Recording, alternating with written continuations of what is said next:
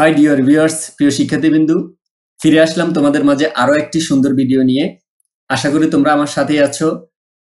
আমি তোমাদের English for today class 4 English for today বইটি প্রত্যেকটা ইউনিট তোমাদের সাথে তোমাদের সাথে অলরেডি আমি ইউনিট বাই ইউনিট ডিসকাস আলোচনা করছি। তোমরা অবশ্যই আমার ইউটিউব চ্যানেল ইংলিশ ইগ্যালারি সাবস্ক্রাইব করেছো এবং ফেসবুক পেজ অবশ্যই ফলো করো।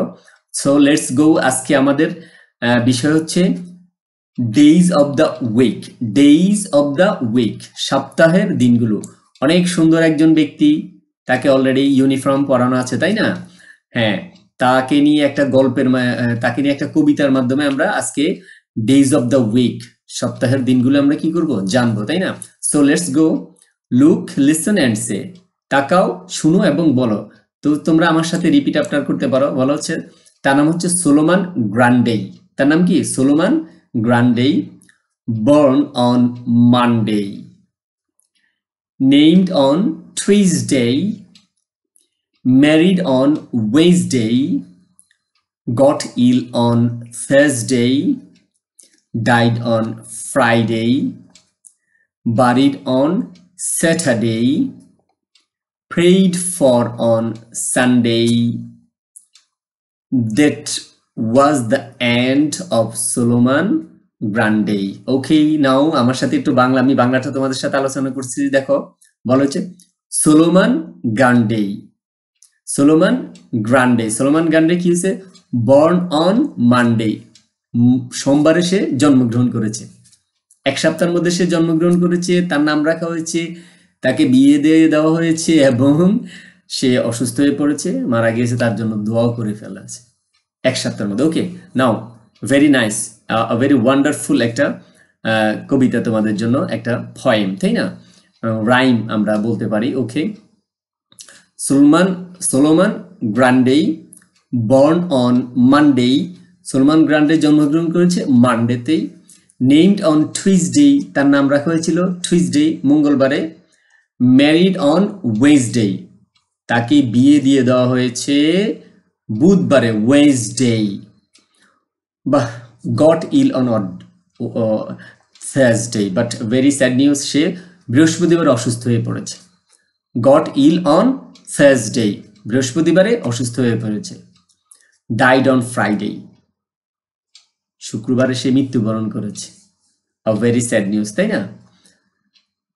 তারপর কি বলেছে? বারিড অন স্যাটারডে, শনিবারে তাকে কবর দেওয়া হয়েছে। প্রেইড ফর অন সানডে, তার জন্য রোববারে দোয়া করা হয়েছে। That was the end of Solomon Grande. এটাই ছিল সোলোমান গ্রান্ডে সম্পর্কে সবকিছু। অনেক মজার একটা রাইম, তাই না? Okay, thank you very much for stay with me. তোমরা আবার একটু পড়তে পারো খুব সুন্দর করে। Solomon Grande, born on Monday, named on Tuesday, married on Wednesday, got ill on Thursday, buried on Saturday, prayed for on Sunday. That was the end of Solomon Grande. Okay, Solomon Grande সম্পর্কে আমরা জানলাম। Now let's go below. আমরা নিচে দেখতে পাচ্ছি যে এখানে বলা হচ্ছে on what day of the week was Solomon Grande born? কোন দিন, সপ্তাহের কোন দিন সোলোমান গ্রান্ডে জন্মগ্রহণ করেছে? বারিড, তাকে কবর দেওয়া হয়েছে। নেমড, নাম রাখা হয়েছে। ম্যারিড, বিবাহ দেওয়া হয়েছে। এই জিনিসগুলো, ফিল ইন দ্য গ্যাপগুলো আমি আরেকটি পেজে তোমাদের জন্য করে রেখেছি। নাও লেটস গো, আমার সাথেই থাকো। প্রিয় শিক্ষার্থীবৃন্দ, আমি তোমাদের জন্য এই পেজে অলরেডি এই প্রশ্নের উত্তরগুলো রেখে রেখেছি। বলা হচ্ছে এখানে, on what day of the week, সপ্তাহের কোন দিন, was Solomon Grande born, Solomon Grundy সপ্তাহের কোন দিন জন্মগ্রহণ করেছিল? নাও আমি লিখেছি Solomon Grande was born on Monday. তোমরাও ঠিক এইভাবে লিখবে। হ্যাঁ, তোমরা খাতায় নোট করে রাখতে পারো, was born on Monday. Okay, এরপরে বলা হচ্ছে আবার একই প্রশ্ন, on what day of the week was Solomon Grundy buried. বাড়ি শব্দের অর্থ কবর দেওয়া, RIED, বারিড শব্দের অর্থ হচ্ছে কবর দেওয়া। সপ্তাহের কোন দিন তাকে কবর দেওয়া হয়েছিল? আমি আনসার লিখেছি তোমাদের জন্য, Solomon Grande was buried on Saturday.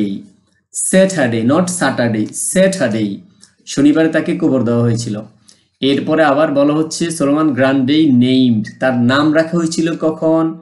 দেখো আনসার হচ্ছে Solomon Grande was named on Tuesday, named on Tuesday, তার জন্য এই যে আমরা উপরে দেখতে পাচ্ছি named on Tuesday, named on Tuesday. এরপরে বলা হচ্ছে married, was Solomon Grande married, কখন? সপ্তাহের কোন দিন সোলোমান গ্রান্ডে তাকে বিয়ে দিয়ে দেওয়া হয়েছিল? সোলোমান গ্রান্ডে ওয়াজ ম্যারিড, বিয়ে করেন, তাকে বিয়ে দেওয়া হয় অন ওয়েডনেসডে, অন ওয়েডনেসডে, আমরা দেখতে পাচ্ছি ম্যারিড অন ওয়েডনেসডে, মঙ্গলবারে। ওকে, থ্যাংক ইউ ভেরি মাচ। তোমরা অবশ্যই এই আনসারগুলো কি করবে? খাতায় লিখে ফেলবে। হ্যাঁ, thank you very much for stay with me. আমরা এখন নিচে দেখতে পাচ্ছি, বলা হচ্ছে write the days of the week, সপ্তাহের দিনগুলো লেখো in cursive letters. Cursive letters মানে কি? কার্সিভ লেটার্স হচ্ছে টানা লেখাকে কার্সিভ লেটার্স বলা হয়। তোমরা যে ইংরেজি লেখো অনেক সময় সুন্দর করে গুড গুড করে লেখো, বাট যখন একটু ইয়ে করে মানে একটু ব্যাকা করে টান দিয়ে লিখবে একটু আড়াআড়ি ভাবে, তখন এটাকে বলা হয় কার্সিভ লেটার্স। এই কার্সিভ লেটার্সে তোমাকে বলছে কারেক্ট অর্ডার অনুযায়ী লেখার জন্য। আমি একটু কার্সিভ লেটার্স গুলো তোমাদেরকে দেখাচ্ছি যে এইভাবে লিখতে হয়। তোমরা হয়তো বাসায় যদি প্র্যাকটিস করে থাকো, ডেইজ, উইকডেইজ, উইকডেইজ মানে হচ্ছে কর্মদিবসগুলো, মানে যেই দিন তোমার কি স্কুল খোলা থাকে। তোমাদের কিন্তু স্যাটারডেতে স্কুল খোলা থাকে না এখন, তাই না? আগে খোলা থাকতো, তো যার কারণে এখানে স্যাটারডে দেওয়া হয়েছে। এটা হচ্ছে একটা উইকডে, মানে তোমার স্কুল অনেক সময় অনেকগুলো প্রতিষ্ঠান খোলা থাকে, শুধু স্কুল বন্ধ থাকলে অনেকগুলো প্রতিষ্ঠান কি খোলা থাকে, যার কারণেই এটাকে উইকডেজ ধরা হয়, তাই না? উইকডেজ মানে কর্মদিবসগুলো, সপ্তাহের যেদিন খোলা থাকে সেই দিনগুলো।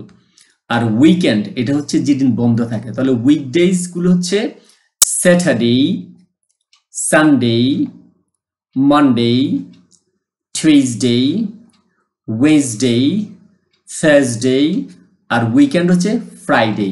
ওকে, thank you very much for stay with me. তোমরা বাসায় বসে বসে এই লেটারগুলো কি করবে? প্র্যাকটিস করবে, তোমরা পারো কিনা, তাই না? একে বলা হয় কার্সিভ লেটার্স, কার্সিভ লেটার্স বলা হয় এটাকে। Okay, thank you very much for stay with me, thank you all.